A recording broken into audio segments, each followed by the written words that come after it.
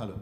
अपने भाषण में हेलो। प्रदेश के औषधि मंत्री श्री दयाशंकर मिश्र दयालु जी ने सारी बातें रख दी थी कि क्या उनका रोड मैप है और किस तरह से उत्तर प्रदेश को विकसित राज्य बनाना है और उस विकसित राज्य के बनाने में उनके विभाग का और उनका क्या योगदान रहेगा।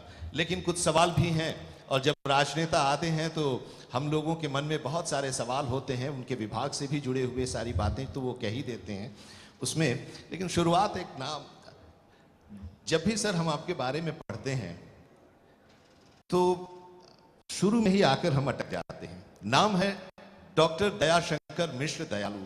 दयाशंकर था तो फिर दयालु कहां से आया सर? वो तो आप स्वभाव से हैं।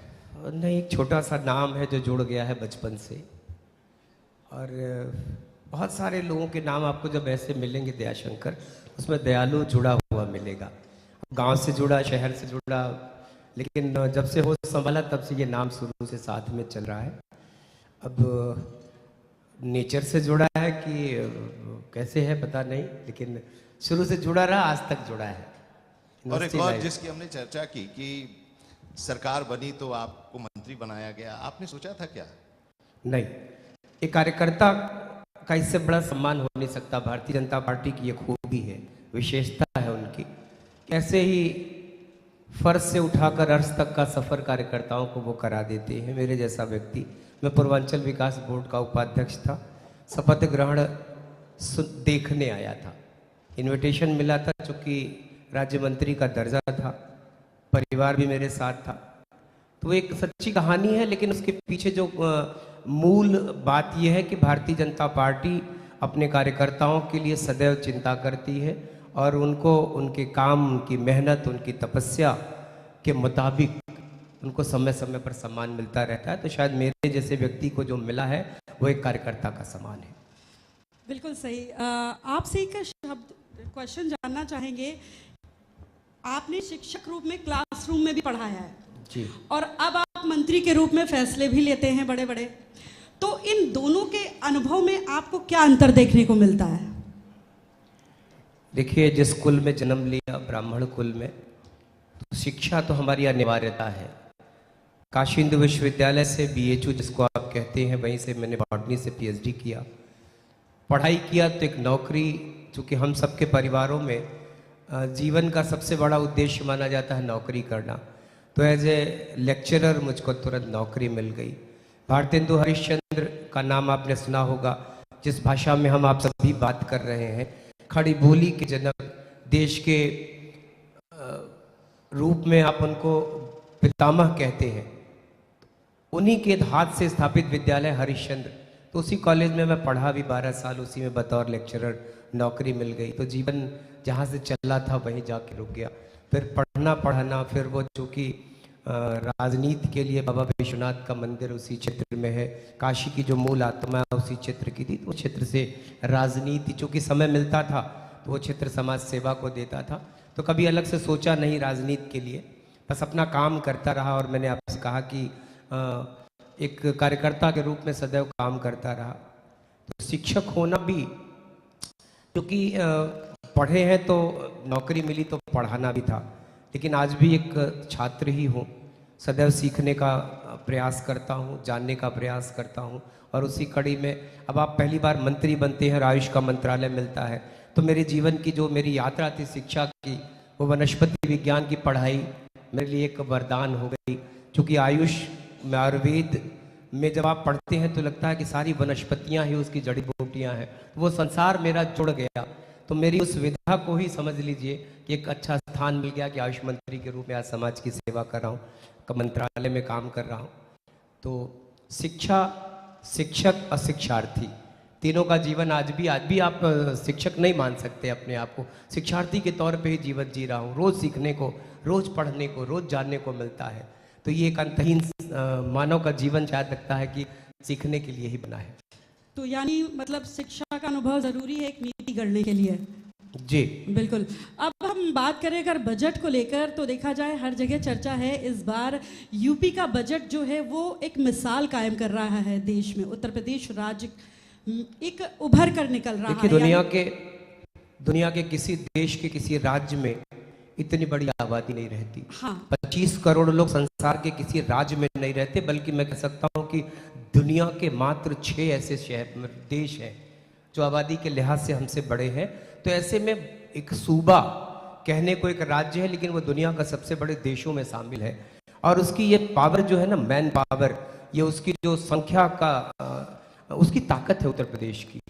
तो ऐसे में उत्तर प्रदेश में ये बजट जो है, आप देखिए कि बहुत सारी चीज़ों के उत्पादन के, जब आप कृषि का उत्पादन देखते हैं, हम अव्वल है देश में। सरकार की योजनाओं को क्रियान्वित करने में अभी तक केंद्र की जितनी योजनाएं थी वो उत्तर प्रदेश में धरातल पर नहीं उतरती थी। कारण यह है कि अब हम बड़े गर्व से कहते हैं कि डबल इंजन की सरकार है। डबल इंजन की सरकार है तो वो आखिरी व्यक्ति, पंडित दीनदयाल उपाध्याय जी जिनके लिए कहा करते थे कि समाज का वो आखिरी व्यक्ति, उसके तक योजनाओं का लाभ डीबीटी के माध्यम से सरकार ने जब से देश में 54 करोड़ से ज्यादा जनधन के खाते खोले तो विपक्ष मजाक उड़ा रहा था कि जिसके पेट में रोटी ने उसके खाते खोलने का क्या अर्थ है। लेकिन आज किसान सम्मान निधि, एक गरीब महिला की जो विधवा पेंशन है, वृद्धा पेंशन है, दिव्यांग की पेंशन है, मजदूरों को जो विश्वकर्मा सम्मान की निधि है, और तो और एक छोटे से बच्चे की 1200 रुपया उत्तर प्रदेश की सरकार उस बच्चे की शिक्षा के लिए देती है, पढ़ाई के लिए, जिसमें वो जूते, बैग और बस्ते किताबें खरीदता है। वो पैसा भी उसके माता पिता के खाते में डीबीटी के माध्यम से जाता है। तो उत्तर प्रदेश में 1 रुपए की चोरी खत्म हो गई। पारदर्शिता के साथ केंद्र और प्रदेश की सरकार की हर योजना का लाभ उस आखिरी व्यक्ति तक पहुंचता है। तो शायद इससे बड़ी पारदर्शी सरकार अब केंद्र और प्रदेश की मिलकर जो सरकार है, देश में अपनी ईमानदारी और अपनी पारदर्शिता के लिए जानी। बिल्कुल, आपने ये गिनाया उत्तर प्रदेश सरकार की उपलब्धियों के बारे में। अगर हम जिक्र कर ले आपके मंत्रालय का, तो पिछले वर्षों में आपके मंत्रालय ने काफ़ी अच्छी भूमिका निभाई है। उत्तर प्रदेश जिस गति से विकास कर रहा है, अगर हम आगे की जर्नी की बात कर ले तो अब आगे का रोड मैप क्या है आपका? हालांकि विपक्ष आरोप भी लगा रहा है कि आयुष मंत्रालय सिर्फ प्रचार मंत्रालय है, जमीनी स्तर पर नहीं उतर रहा। इसको देखते हुए उत्तर प्रदेश में 2017 में समाजवादी पार्टी की सरकार गई जी, 14 में केंद्र में सरकार बनी थी। 3 साल तक उन्होंने आयुष के मंत्रालय को बनने नहीं दिया उत्तर प्रदेश में। 17 से सरकार आज तक काम कर रही है और ये पिछले 8 वर्षों की यात्रा है। अतीत के, सनातन के और अतीत के जो भारत के जितनी भी विधाएं हैं चिकित्सा की, उन सबको मोदी जी ने एक जगह इकट्ठा कर दिया। हम अभी तक स्वास्थ्य शिक्षा के अंतर्गत काम करते थे, तो कहते हैं ना, किसी बट वृक्ष के नीचे छोटे पौधे नहीं जन्मते। तो अब हम स्वतंत्र मंत्रालय के रूप में काम कर रहे हैं। हमारी विधा मंत्रालय जरूर नया है, हमारी विधाएं बड़ी सनातन है, बड़ी प्राचीन है। आयुर्वेद की उम्र, वेदों से आयुर्वेद का जिक्र आता है। हम अथर्ववेद की उपशाखा के रूप में हमारा जिक्र है। और हिंदुस्तान के जो 4 वेद हैं, उन चारों वेदों में 3 में आयुर्वेद का जिक्र है। कल्पना करिए, वेदों की उम्र हम अगर 2000, 4000, 6000, 8000, 10,000 साल माने तो आयुर्वेद तब से है। होम्योपैथ 270 साल हो गए सर हैनीमैन के जन्म के बाद से होम्योपैथ है। और यूनान शब्द से आपको याद आ रहा होगा, पुरानी वो स्पार्टा, यूनानी, ये इटली, वर्तमान में इटली जो देश है, यूनान पर प्राचीन सभ्यता है, मिश्र नदी के किनारे की जो सभ्यता है। तो वो यूनान से यूनानी, सोवारिकपा देश के पर्वतीय अंचलों में प्रचलित है 2700 सालों से। भगवान गौतम बुद्ध को इसका जनक माना जाता है। तो वो सोवारिकपा, उसको शामिल किया मोदी जी ने। और एक विधा है सिद्ध के जनक महर्षि अगस्त को मानते हैं। महर्षि अगस्त का काल इस देश में 6000 साल पूर्व से माना जाता है। दक्षिण भारत के तमिलनाडु में विशेष तौर पर यह प्रचलित है विधा। हम महर्षि अगस्त को विद्युत का आविष्कारक भी मानते हैं, काशी उनकी जन्मस्थली है। तो मैंने कहा कि सारी चीज़ों को, अतीत के उस धरोहर को, अतीत की उस विरासत को मोदी जी ने सहेजने का काम किया है।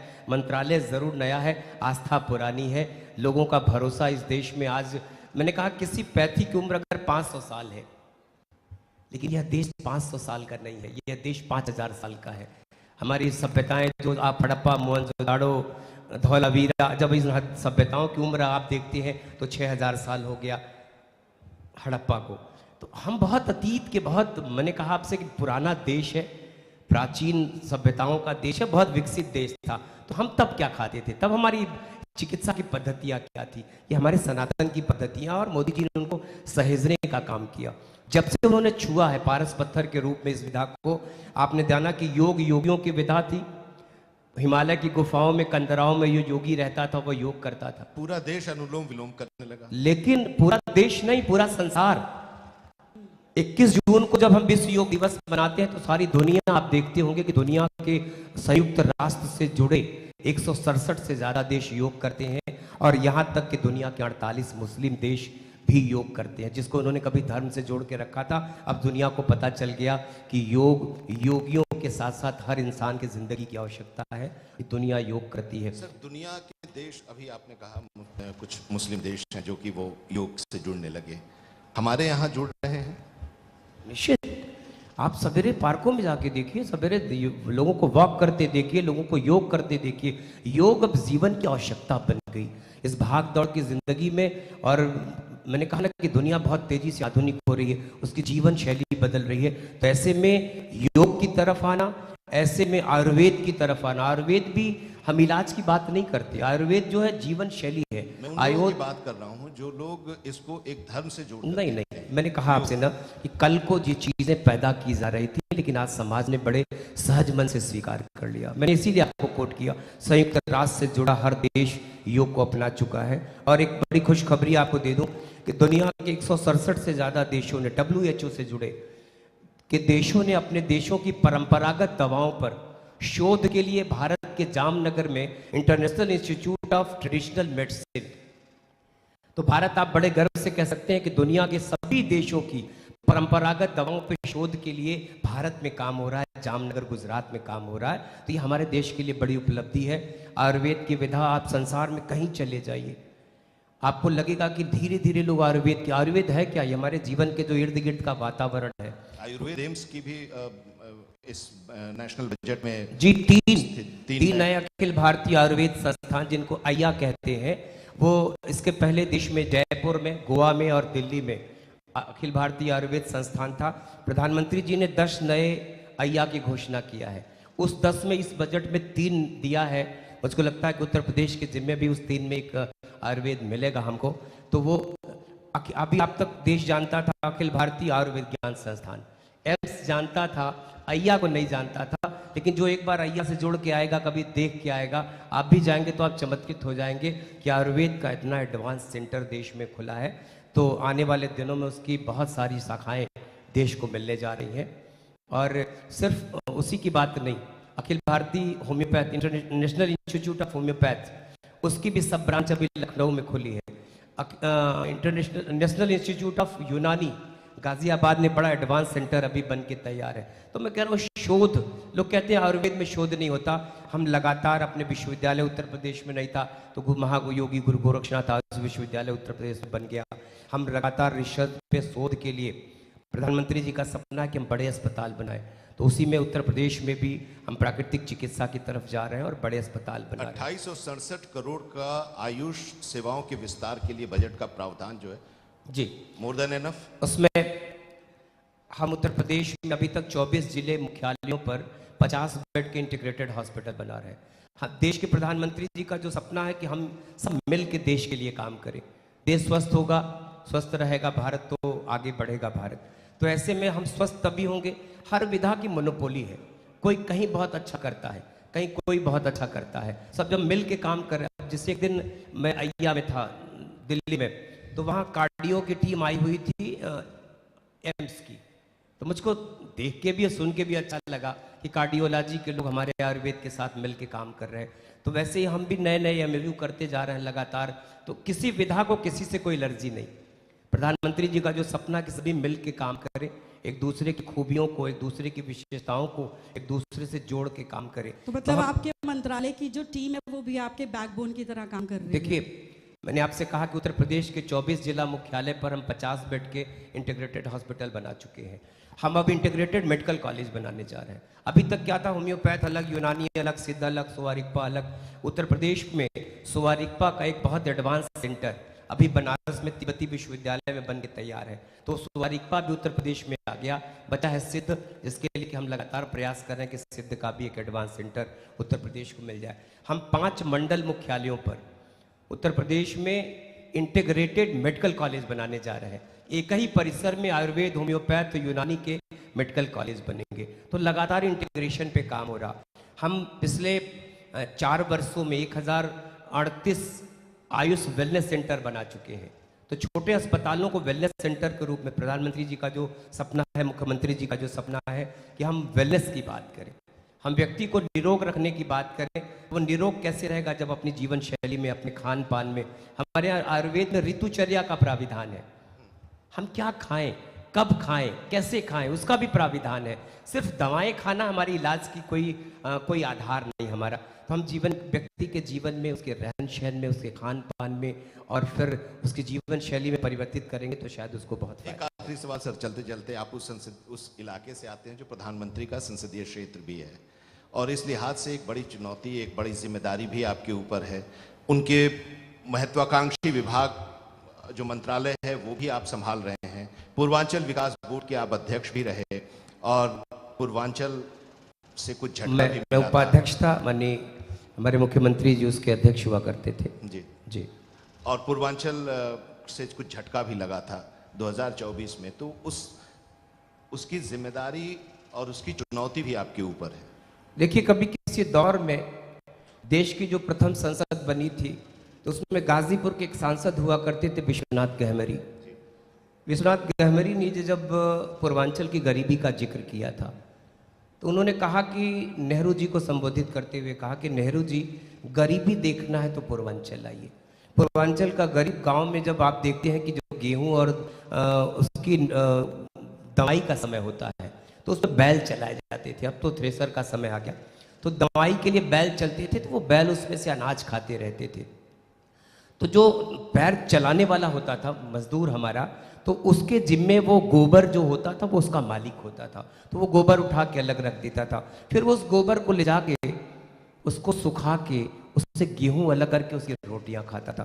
पूरी सदन रो पड़ी थी। लेकिन आज बड़े गर्व से कहते हैं कि प्रधानमंत्री जी के काशी आने के बाद से पूर्वांचल के विकास को एक नए पंख मिले हैं। काशी, अगल बगल के जितने जिले हैं, आज किसी एक्सप्रेसवे की कनेक्टिविटी से लेके वाटरवेज की कनेक्टिविटी, मैंने आपसे बताया कि उत्तर प्रदेश देश का वो पहला राज्य है तो हल्दिया से लेकर बनारस तक की पहली जो जल यात्रा शुरू हुई, जिसको आप वाटरवेज कहते हैं, वो पहली वाटरवेज की शुरुआत काशी से हुई। काशी से ही देश की पहली पर्यटन के रूप में सबसे लंबी यात्रा डिब्रूगढ़ तक की 2720 किलोमीटर की, जिसमें हमारे इटली के टूरिस्ट ने यात्रा किया, वो उसकी भी शुरुआत का केंद्र उत्तर प्रदेश है। 20 नए वाटरवेज उत्तर प्रदेश को मिले हैं। उस 20 नए वाटरवेज में अधिकांश उत्तर प्रदेश के खाते में आए हैं। 7 नए हाई स्पीड ट्रेन का कॉरिडोर जो उत्तर देश में बन रहा, उसमें 2 कॉरिडोर उत्तर प्रदेश को मिले हैं, काशी से दिल्ली और काशी से सिलीगुड़ी। तो मैंने कहा चाहे वो डेडिकेटेड फ्रेट कॉरिडोर हो, दोनों मुंबई से कलकत्ता और दिल्ली से कलकत्ता, दोनों dedicated freight corridor Uttar Pradesh के मुगल सराय बनारस से होकर गुजरते हैं। तो कुछ भी हो, कहीं भी हो, उत्तर प्रदेश उसका मेजर शेयरर है। और सबसे ज़्यादा वंदे भारत ट्रेनें बनारस से चलती हैं। वंदे भारत, अमृत भारत, जितनी आप कल्पनाओं कर सकते हैं। तो रेल के मामले में, इंफ्रास्ट्रक्चर के मामले में जितना विकास पूर्वांचल का हुआ है, वो मैं कह सकता हूँ बड़े गर्व से। उत्तर प्रदेश में मोदी जी के आने के बाद से योगी जी के भी विशेष प्राथमिकता में है पूर्वांचल। तो पूर्वांचल, आज पूर्वांचल एक्सप्रेसवे हो, बुंदेलखंड एक्सप्रेसवे हो, ग्रीनफील्ड एक्सप्रेसवे हो, इन सब की कनेक्टिविटी आप देख रहे हैं कि पूर्वांचल से है। तो बदला हुआ पूर्वांचल है, मोदी जी और योगी जी का पूर्वांचल है, वो बहुत समृद्ध है और रोज नई कहानियां, रोज नए विकास के आयाम तय कर रहा है उत्तर प्रदेश और पूर्वांचल। तो मतलब आपका कहना है कि अब जो उत्तर प्रदेश की सरकार है इस समय, तो उत्तर प्रदेश में 4 चांद लगाने वाली है और अब ये विकास यात्रा थमने वाली नहीं है। फिलहाल बहुत बहुत धन्यवाद आपका इस विशेष चर्चा में शामिल होने के लिए। एक बार जोरदार धन्यवाद।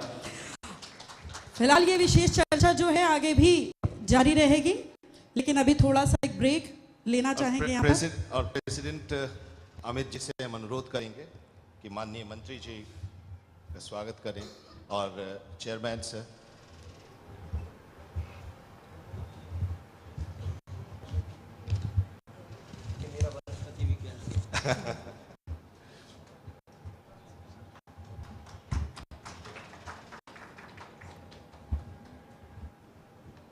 तालियों के साथ स्वागत कीजिए, अभिनंदन कीजिए